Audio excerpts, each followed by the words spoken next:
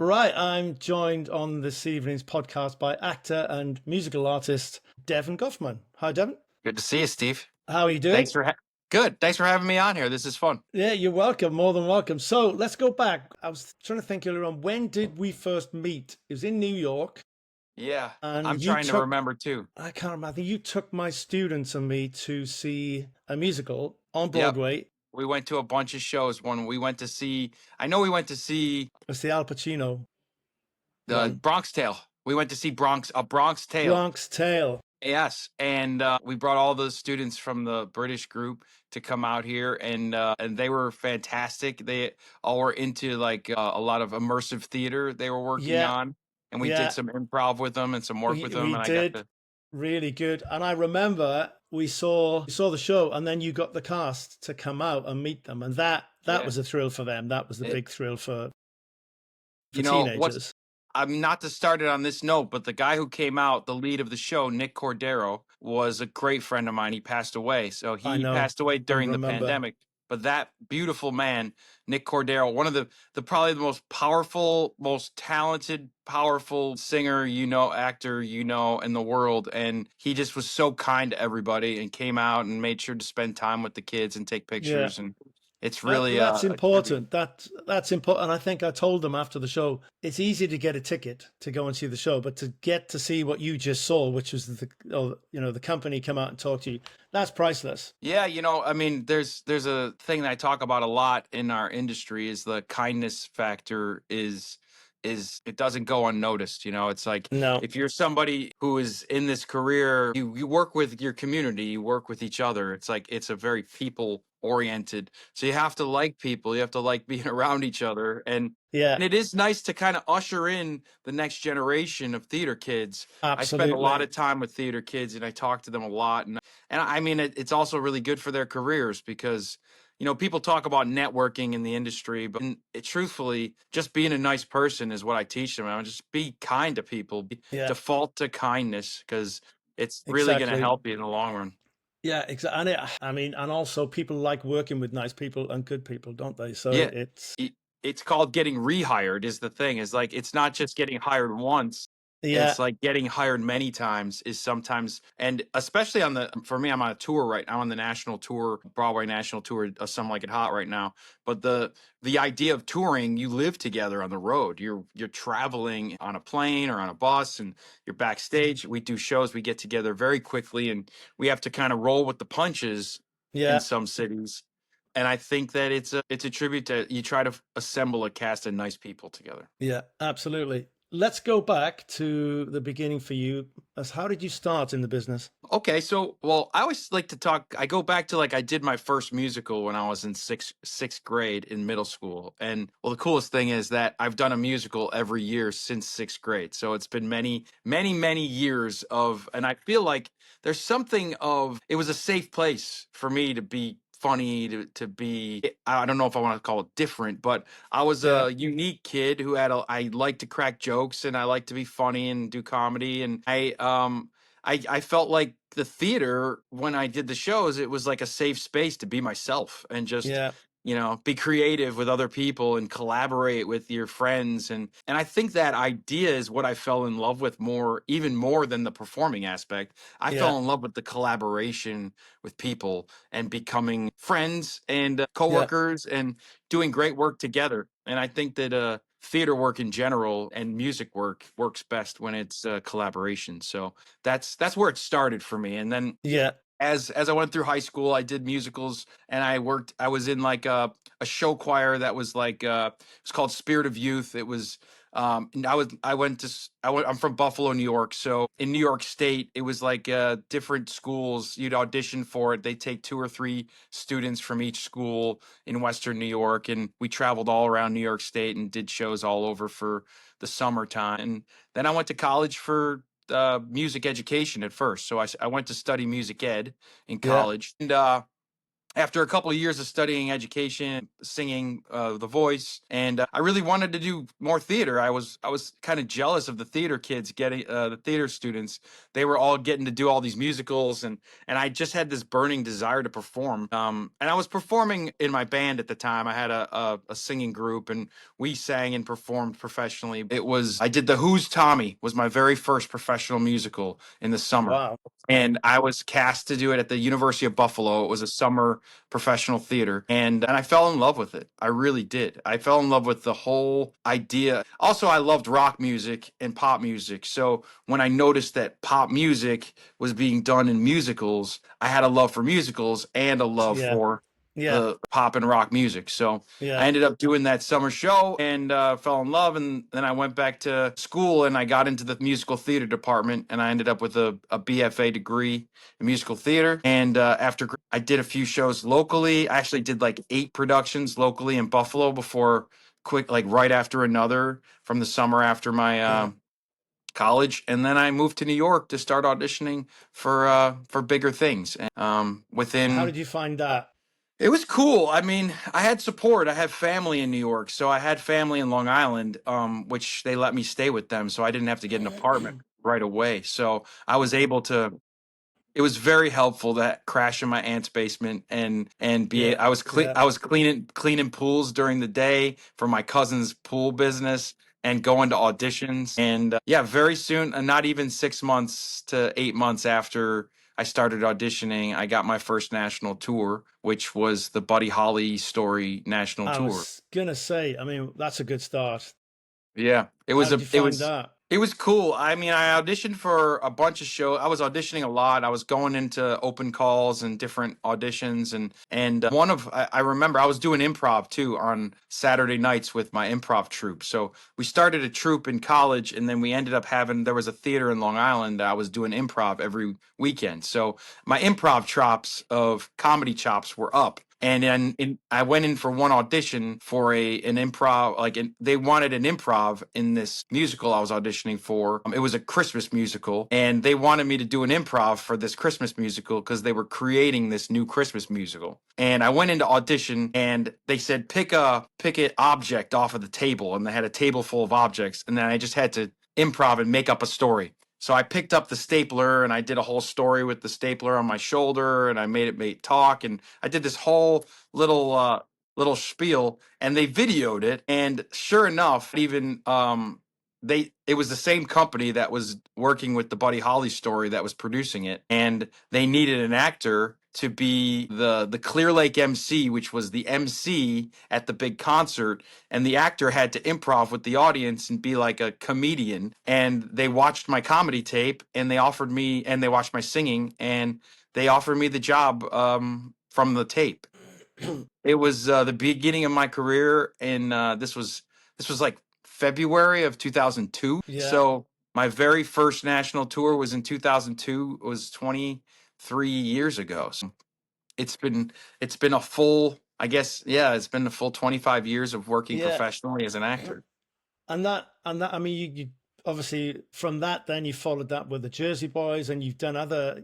I also read you were in Beautiful, the Yep, music I did. Beautiful. I did the musical Beautiful. I Uh, love the show. I that love is a Carole great King. show. I saw that in London. Yeah, I was fortunate that a lot of my musician skills and comedy skills led me to do musicals started popping up that were about famous 50s and 60s bands. Yeah. So Buddy Holly Story, Jersey Boys with the Frankie Valli and the Four Seasons story. I ended up doing that on and off for probably the last 13 years of my life. I've done a lot of Jersey Boys. I ended up doing Motown with Berry Gordy. I did the first national tour of Motown. I ended up doing On Your Feet, which was the first national tour of On Your Feet with Gloria Stefan. And so and then Beautiful was something I did I Yeah. did 2 productions of Beautiful in the last few years. And yeah, I've jumped around to a lot of iconic musicals about bands. And you've had a spell as a director as well. Yeah, I ended up directing Jersey Boys right after the pandemic was over. I Is jumped this in. a brand new start, or just I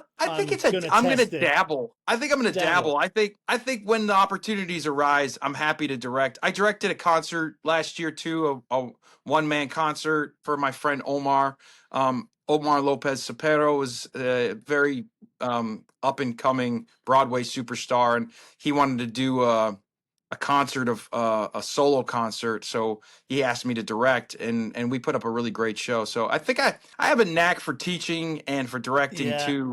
I yeah, have like that kind of the bug that I'm pretty good at it. It's just acting has been the thing that's mostly paid the bills. So I yeah. kind of bounce back and forth, and but I'm grateful when I get the opportunities to direct. And So how do you find you are as an actor if you've been a director and you go back then to acting? Do you look at the director in a different way? yeah, I did. It was after directing. I directed.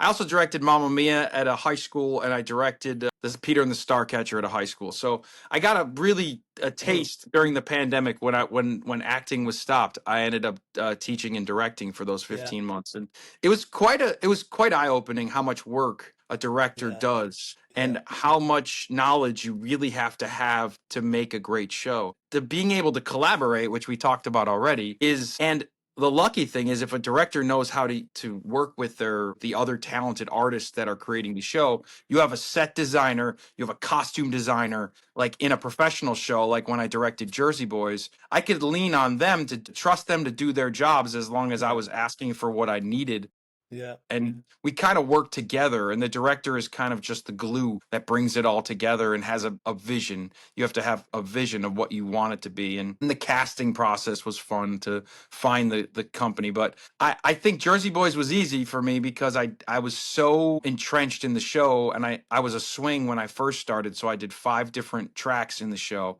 So I've done a lot of different roles in the show, and then I yeah, ended up playing Tommy DeVito for the final tour, the final year of the national tour. I was Tommy. You know, it gave me a lot of different aspects of the show, so I had a lot to bring to the table, and I think I used a mixture of my teaching skills and I think a director is a guide. It's really you're there to guide the process and kind of find a way to make it all work and help everyone to yeah. do their job. Are It's you cool. hands-on as a director stroke actor, or do you let the actors do their Yeah, work?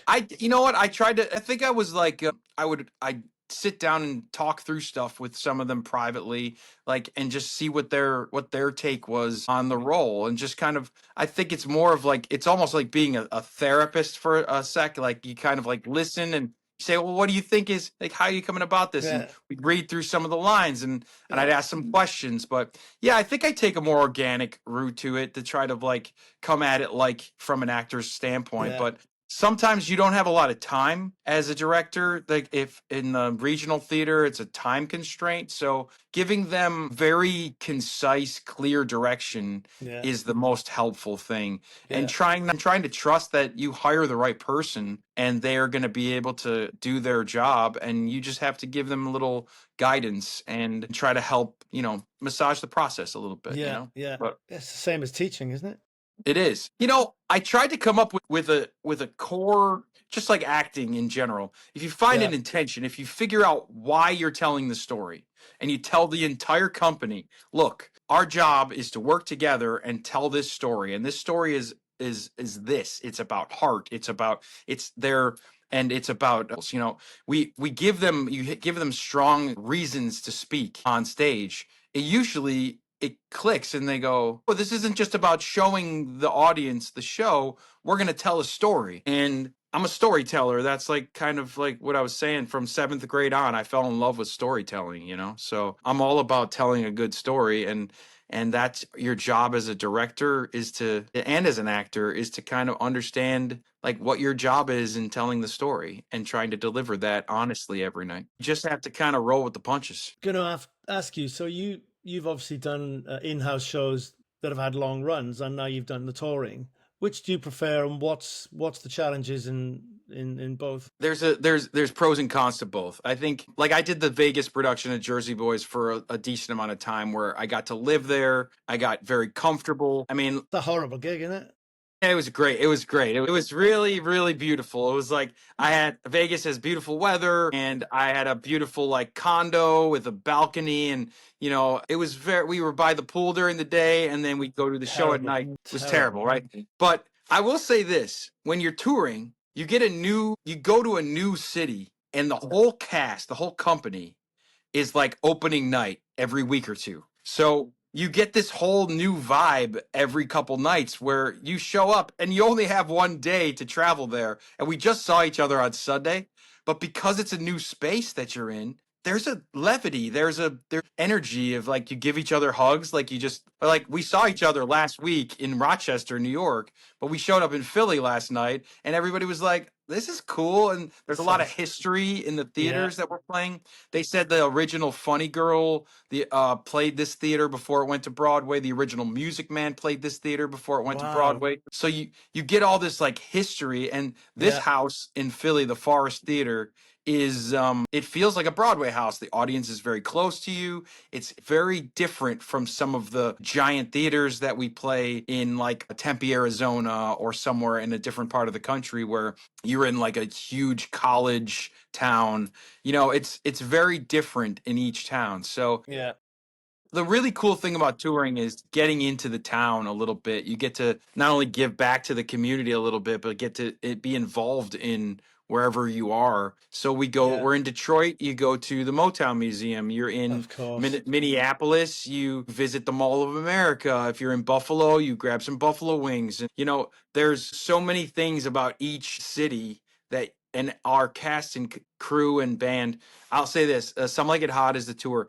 It's one of the kindest groups of people I've ever toured with. It lends, I don't know if it's just the way they cast the show or that they were very aware of putting really kind people who love doing theater in the show. Yeah. So we show up to the theater every night and everybody is giving their all and is and you do find sometimes with theater that people get bored. They do 270 or 350 performances Yeah. and actors can start goofing around on, trying for a joke that's not there or trying to like find a new moment in the show that's not Yeah. really there. But this company is really stays true to the script. We trust each other, we work together, and the audience, you could tell by the way the audiences react because they're laughing, and it's fast and funny. And comedy only works when it's done it's with the right tempo and the right Yeah. timing. And so yeah, it's a cool thing about touring is it feels fresh. But Yeah. being in one city is more comfortable for having a family, for being around your friends, Sure. being in one city. But when you're in one city, you're a little bit less of a family as a company because you spend less time with each other. I like touring. I think it's really a fun, fresh audience in every Yeah. city, and No, I they're get always a that. little different. Yeah. And I think sometimes with comedy, you got to kind of read.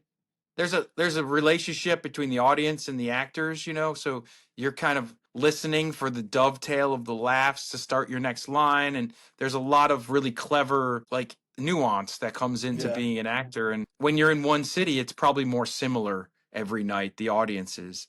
But when you're in different cities, they react completely differently to certain moments and certain things. When we played Omaha, for example, there's a line in the show about Omaha, so the audience goes nuts when you talk about Omaha. Or when we make fun of Wisconsin, Timbuktu, there's a line and it got the hugest laugh when we were in Wisconsin. It's fun to play all these cities. And I play a Chicago gangster. I play Spats Columbo in the show, who Yeah. is it's based on, well, from the movie Some Like It Hot. Spats Columbo was the head of the mob, but it's loosely based on Al Capone as a real character. So Al Capone was living in Chicago, and at the time Prohibition era, during Prohibition during 1933. And so my character, when I played Chicago for 2 weeks, I got to go and see all the sites and see where the Mm. Valentine's Day massacre was what Yeah. happened.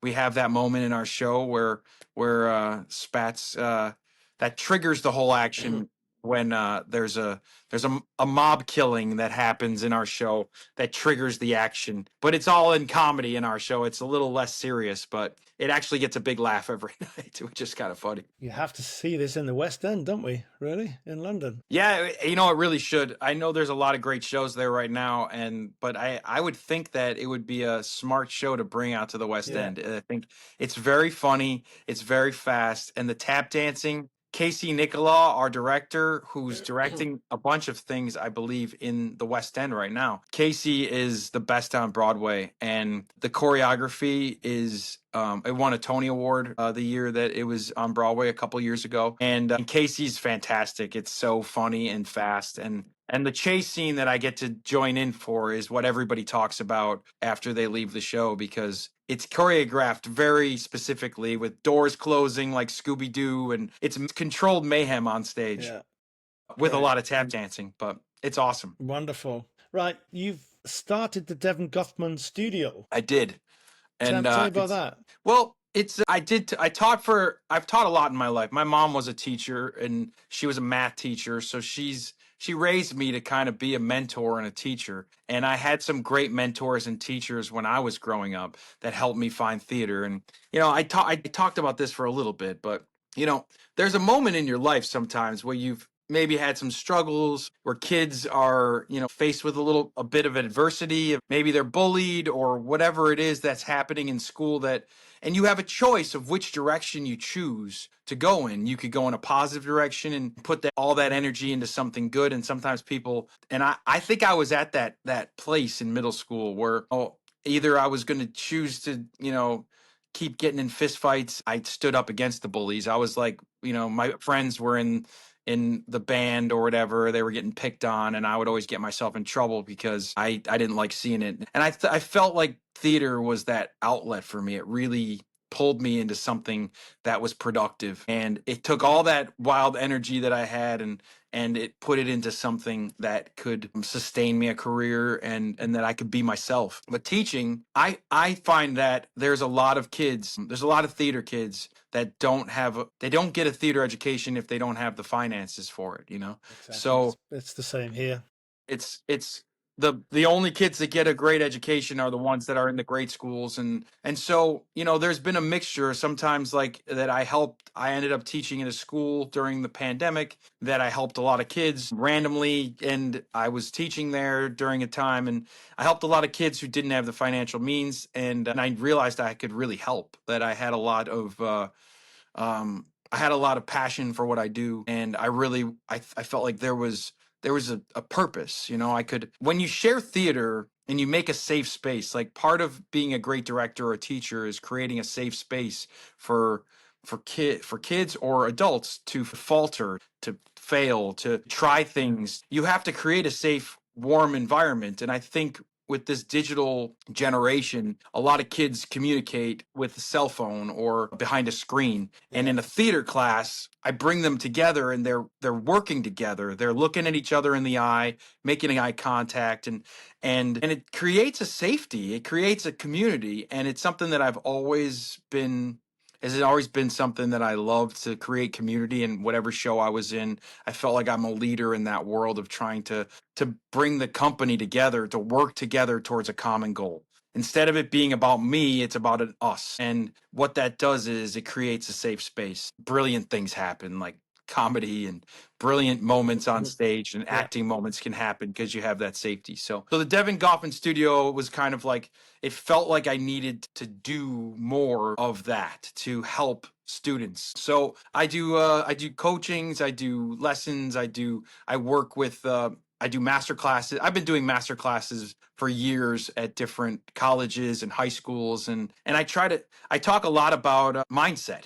It's my number one reason for what I teach is mindset. It's how you go about what we do. I think it was a baseball player, Ken Griffey Jr. said it and I think it was a podcast like this. And he said like, confidence is going about your business and not having to tell anyone how great you are at what you do. And that's what real confidence is. So to just go to have it be your business. So I teach kids how to act, how to work together, but also just how to be a human being with each other, and how to be kind to each other, and what your mindset is. And sometimes the theater and music business will create a competitive mindset where it's about me versus you, or it's about who can swim the fastest. And I teach the kids that it's not about checking the lanes next to you to see who's racing you. It's a race with you and yourself. Like, your acting career or your music career is you and you. And the best way to do it is to be really kind to the people you're riding with, because we help each other as we go. The Yeah. community, the community is everything. I mean, it's a tough line, but I like that line. Be nice to people on the way up, because you may well meet them on the way down. That's how the business is. It's how all It's of us. truly, it's truly every job I get, every time there's always somebody that is like, well, Devon's, a good guy. He's somebody who's a team player and he'd be a great part of this company. And it's Exactly. just, it It's gives you a the leg most. up. It's the most important thing. Yeah. And I like it. I like being I call it like a community guy. Like, I like showing up for talkbacks and talking to theater kids. I like going to the stage door and signing autographs and fist bumping kids and Yeah. telling them, Yeah. "Hey, do you do theater? Do you love it?" Like, I Yeah. like doing that because somebody did it for me. Somebody inspired me. I was just gonna say, who did that for you? There was many. This is like, it's whether it be somebody who was, I remember people gave, like, when you say you're an actor and you're 19 years old, suddenly they're like, "Oh, so and so's an actor," and he'll meet with you. And I met a bunch of really cool actors when I first moved to New York that, sat down and, had a coffee with me and talked about the business. And I remember a guy named Lou Mastillo, and Lou was on Seinfeld. He played a doctor on Seinfeld, and Lou met up with me. He was from Buffalo, and we just sat down, and I think we had a beer at like 22 in New York City, and he just like gave me a little like boost that, of course you can make it work if it's all about how much work you put in and your work ethic, 100%. and that and that's Yeah. and like, what I realize now that I tell people is like, it's really about the resilience. It's truly about the staying power of a Yeah. career. Can you get up? Can you get up every day and keep trying to do it again? And when you have the low times, do you walk away? I mean, it's fine to walk away. If there's many Yeah. people that do, and there's nothing Of wrong course. with it. No. But if you No. want it and you really want to stay in it, the resilience that I teach, that's what I teach in the studio. I try to help them have resilience from the beginning. So it's How do you like teach that then? every time there's adversity that you've faced, like, I have a student who didn't get cast in shows and she wasn't getting opportunities in college. And I said, well, this is a perfect opportunity. Like, what better opportunity than to not get cast? And I would say, what happened to me in college? I didn't get cast in a lead role until my senior year. And I'd be like, a lot of those guys who got roles over me are not doing this anymore. Like, I've moved on to do this career. So I teach there's two good analogies. The fish analogy, right?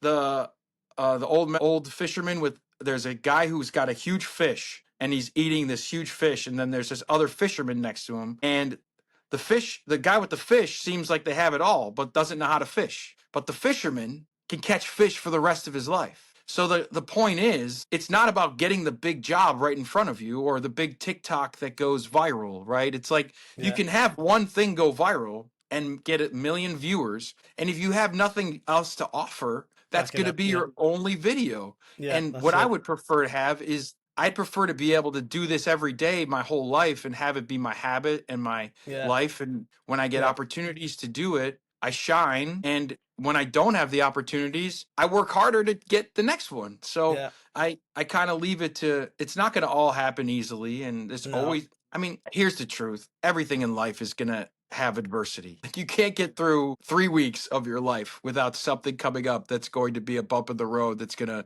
knock you down. Yeah. And I think that all of those analogies that everybody's always told you actually help no matter what career you're in. Like, shake off my other friend said, he told the story of there was a goat that fell in a well, right? It's an old story. And the goat was and they were like, we can't get the goat. They tried to get the goat out and they couldn't. And so they decided just to bury the goat to death, and they started dumping dirt to just, let's just put it out of its misery and bury the goat. But the goat kept shaking off the dirt and then stepped on it. And every time they threw dirt in, the goat would shake it off and step on it until it was standing on even ground and out of the well. So, and it's an analogy for life of, if you can shake off the dirt, that's the skill you need. It's not Yeah. just being a great singer or a great actor, or, because after a while, like, we're doing what we do, Yeah. Exactly. you have to have that ability to shake it off, and to be able to get through those times where it's hard, to get to the next great time, and to Yeah. not let the highs be too high or the lows be too low. Well, that's the thing, isn't it? Is you mustn't actually party before you've scored the goals, so to speak. Yep, exactly. And So end you end got, of the end of the tour is the time for partying. yeah, and well, the end of the tour. Here's the whole thing For about my you, life. it isn't For ending, is the end of it? the tour is when you have to work even harder. Like, you have all this free time on tour to get all your other projects done, to work on other things. And then when you're out of work as an actor, that's the time you got to work. I mean, Yeah. you Oh, yeah. really have to work, because Yeah. you have to Hard. probably, there's a chance that you're spending your savings, or there's a chance you're working another job, and that you're still working just as hard to get the next one.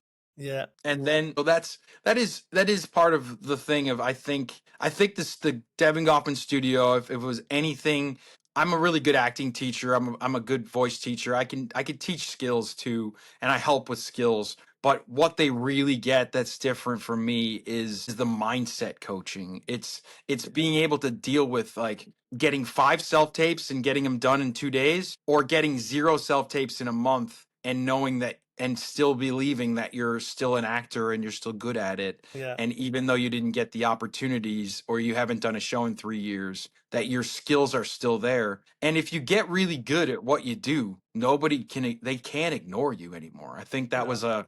there's like, yeah, what if I always say that, I'm like, here's the best thing you can do is get really, really good. And Yeah. if you keep practicing and get better every time you're shaking it off, Yeah. you're getting a little better. Obama That's said it. that, didn't he? He said, just be good. No matter how small it is, the job you're doing, if you're really good at it, someone will notice you. And You're right. I think that's true. I think And that's so true. I think that reminds me of the idea that, like, treat everything the same. Like, don't treat, this is what I tell actors, like, or musicians, like, if you get an opportunity to do something, like, I got an audition for this huge movie, it's a huge opportunity. Treat it just like you treated the last audition. Every audition should be treated the same. So you don't, like, go, oh, well, this one's not that important, I won't do too much for this one, but this one's important to me. If you have a habit of doing your work, of always doing your work, no matter what it is. And I think it's the same way of how you treat people. Like, Yeah. Yeah. whether you're treating the hotel staff, or you bump into Justin Timberlake backstage, that you treat everybody the same, that everybody gets your kind, honest, open self. If you can practice that, it's just like it's your habits. And Yeah. that's the Yeah. career as an artist. That's my best advice I always give, is just, You treat just stole everybody. you just stole one of my questions. What's Okay, your best piece of advice? yeah, my best piece of advice. Well, first, it's treat everybody the same. Like, that's why I don't understand. I do understand if an actor has to rush home because their voice is tired after the show, they don't have to talk to fans and talk to people. But when somebody wants to say hello, if they're being kind and they're saying it kindly, and you could walk up and say hi and take a second to make their day, or take a picture, it's like, that's great. If you're worried about getting sick and your voice is tired, go home. Don't do it. You Yeah. have to have Yeah. boundaries as an actor, Yeah. but if you can treat everybody like they matter, like, don't just go by the stage door when the famous person is coming to see the show. You know what I mean? Don't just show up that day. Show up every day. Show up Yeah. for That's people great. no That's matter good what. advice. That's good And advice. Right. Can I do some quick fire questions? yeah, I love it. Let's go. Let's go. Right. Who's your favorite actor? Oh my gosh, who's my favorite actor? Quick Okay, fire well, questions. I might have to answer it with 5 answers, but my first answer is gonna be a actor who passed away, Philip Seymour Hoffman. Philip Seymour Hoffman was from Rochester, New York. I'm from Buffalo. He was somebody that I really looked up to. I met him once, and I met him at the studios once when I was auditioning, and he just kind of, like, said hello to me, walk in passing, when he saw me looking at him, like I was, like, so excited to see him walking towards me. But when I got my first production contract, my first, like, Broadway touring contract for Jersey Boys, where you get paid a little bit more. It's the Broadway scale of pay. So I was very excited, and I had time to come into the city, and I paid for a full price ticket to see him in Death of a Salesman. And I sat in the third row. I paid, $200 or whatever for a ticket. And it was Philip Seymour Hoffman as Willie Loman, which is a role that someday I would kill to play Willie Loman someday. It was the best performance I've ever watched on stage. He laid his heart and dropped it on the stage. What a amazing guy. So Philip Seymour Hoffman was my favorite actor for a long time, but I also have a couple others. Robert De Niro was always someone that I could watch Robert De Niro do Yeah. anything, and I got to meet Oh, once when I wow. was doing a show. I was doing a show with one of his ex-wife, but at the time he was together with her, and he came backstage and said hello, and we got to take a picture together, which was amazing. And for me, it was just it was too cool to Yeah. perform for him. So Yeah. those are like my two, and I have some, like, I think, theater actors that I I look up to as well. There's a guy named Norbert Leo Butz, who I really thought he's just a fantastic singer actor, and I saw him in a lot of shows. His comedy and timing was just unbelievable. There's a lot of favorite. Okay, next question. Rapid Yeah. fire questions. I'm Rapid gonna fire talk. question. Okay, who's your favorite singer musician? Wow, you really know how to, like, my favorite singer musician. Singer or musician? Yeah, I mean, I'm probably gonna have to go with another three answers for this one too, because it's too hard. I think, like, my brain is going like Paul McCartney, like the Beatles were. Yeah. The Beatles were growing up. I don't think I can compare to what We have another podcast, I guess, me and you talking about the Beatles. I mean, I could talk about the Beatles till we could talk. the end of time. The end of time. I mean, the And songs. And I think what are you the same as me? He ever since Lennon died, unfortunately, it's the Lennon was God and McCartney just turned up attitude. He is the greatest composer of melody of the 20th century. Agreed. I have other artists that would Sam Cooke would be Yeah.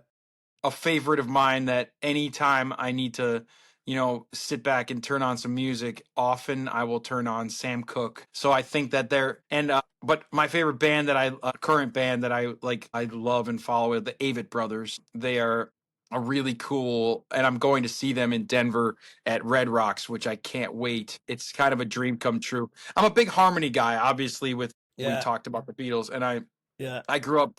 My guitar is sitting right next to me, and I grew up playing in bands, and singing harmonies was always my thing, and that's what I did in the Buddy Holly story. I ended up playing Joe Malden. I did 5 productions as the upright bass player. So I played upright and sang all the harmonies for Buddy Holly for my whole teens. That's what I was doing all over the U.S. So the best, and just.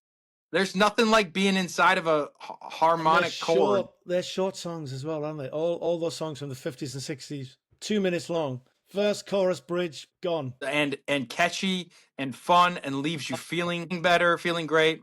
Yeah. My dad sang these songs when I was a kid. My dad and his twin brother, they're identical twins, used to play acoustic guitar, and they'd sing harmonies together when I was a kid. And it's cool for me that, like, I kind of kept the tradition going, and probably pushed it even further. That my dad is always like, my dad's always like, I wasn't a professional singer, they were a duo, and they knew each other's, their voices blended together perfectly because of they were, identical twin brothers. So it was cool to watch them as a kid. And often they sing the best, don't they? Yeah. They just match the best. Everly Brothers. The best. You were talking about all my favorite stuff from my childhood. So well, I had this at home from my parents as well. Buddy Holly, the Everleys, Elvis. And Elvis was I'm a huge Elvis fan. Yeah, I was a huge early Elvis, I have to say, not Elvis. I mean, the rock and roll stuff was really And I think, growing up, my mom, we had Neil Diamond. She was a big on the Neil Diamond and James Taylor. We listened to a lot of James Taylor. Yeah. And I grew up on great music. The Beach Boys were another, like, when I was 4 or 5 years old, I knew all the Beach Boys harmonies already. So my favorite Beach Boys song is "In My Room." Oh, I love that song so much. There's a recording of me doing that on YouTube. I did "In My Room" at a benefit once. So I'll send it to you. Yeah, I'll send it to you. Right, next question. What's the best advice you've ever been given? Best advice I've ever been given. I kind of already talked about a bunch of those ones about shaking off the dirt. We talked about it a little bit.